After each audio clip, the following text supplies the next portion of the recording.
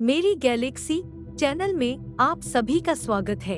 अगर वीडियो अच्छी लगी तो लाइक, कमेंट और शेयर करना न भूलें और सब्सक्राइब करके घंटे को धीरे से दबाएं। चलो शुरू करते हैं आज का एपिसोड। भले ही अपोलो अंतरिक्ष यात्री बस एल्ड्रिन ने चंद्रमा के सूखे बंजर रिगोलिथ को शानदार वीरानी के रूप में वर्णित किया, यह पता चलता है कि हमारे अकेले उपग्रह में वास्तव में चंद्र पानी की बहुतायत है, जो इसकी मिट्टी और चट्टानों में बंद है, विशेष रूप से इसके हल्के ध्रुवीय कैप्स में।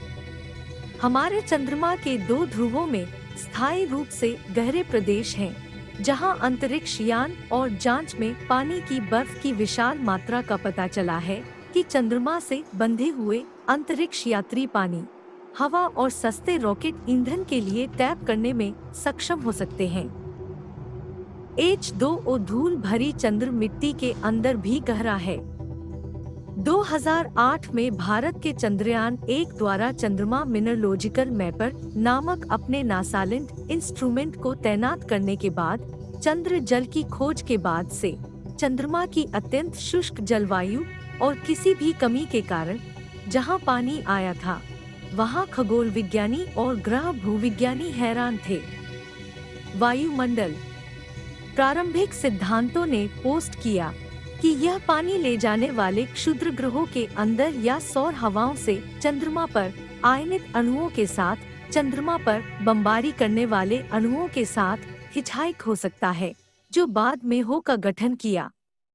हालांकि हाल ही में online journal astrophysical journal letters में प्रकाशित एक नए शोध पत्र में अंतर्राष्ट्रीय वैज्ञानिकों की एक टीम का मानना है कि अतिरिक्त नमी सिर्फ पृथ्वी के अपने मैग्नेटोस्फीयर से उत्पन्न हुई हो सकती है। कठोर जलवायु में लुप्त हो रहे चंद्र जल के बजाय इस कागज के निष्कर्षों में सौर हवा की परिकल्पना के आंशिक संकेत हैं, लेकिन बाहरी कारणों से यह सबूत पेश करके उजागर करता है कि यह नमी हमारे अपने ग्रह के कारण होने वाली एक गतिशील पुनःपूर्ति प्रणाली का एक घटक है। इस प्रक्रिया के चंद्रमा पर बस्तियों को स्थापित करने के लिए आगामी मिशनों के बारे में महत्वपूर्ण निहितार्थ हैं। सूचना के एक अन्य अनुप्रयोग का उपयोग यह पता लगाने के लिए किया जा सकता है कि दूरस्थ एक्सोप्लैनेट पर भी भारी मात्रा में पानी कहाँ पाया जाता है, जबकि सौर हवाएं चंद्रमा के पानी का एक अंश बनाती हैं। इस नई बहुराष्ट्रीय जांच से संकेत मिलता है कि उन्हीं सौर हवाओं को मासिक आधार पर चंद्रमा के पानी के आधे हिस्से तक वाष्पित होना चाहिए। सभी चंद्र चक्रों तक समयबद्ध हैं। यह वह जगह है जहां पृथ्वी की ग्रहों की चुंबकीय हवाएं खेल में आती हैं। जाहिर तौर पर उपग्रह को पानी के अणुओं में विकसित होने वाले आयनित कणों के निरंतर तूफान के साथ पुनः उत्पन्न कर रहा है। सभी खातों के अनुसार चंद्रमा के 50% पानी को पूर्ण चंद्रमा की 3 दिवसीय अवधि के दौरान उच्च अक्षांश क्षेत्रों में गायब हो जाना चाहिए, जब यह पृथ्वी के मैग्नेटोस्फीयर में प्रवेश करता है। लेकिन चंद्रयान-1 के मून मिनरोलॉजी मैपर M3 के सौजन्य से सतह हाइड्रोक्सिल पानी की सतह के नक्शे के नए निरीक्षणों से पता चलता है कि चंद्र सतह का पानी इस मैग्नेटोस्फीयर परिरक्षण घटना के दौरान दूर नहीं जाता है।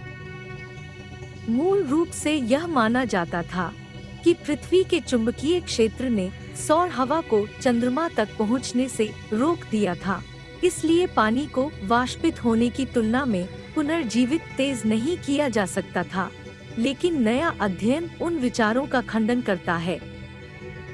इस मैग्नेटोस्फीयर पारगमन के पहले, दौरान और बाद में ली गई पानी की सतह के नक्शे की एक समय श्रृंखला का उपयोग करते हुए वैज्ञानिकों को भरोसा है कि पृथ्वी की हवा नामक चुंबक के आयनों की तरंगों द्वारा चंद्रमा के तरल पदार्थ को फिर से तैयार किया जा सकता है।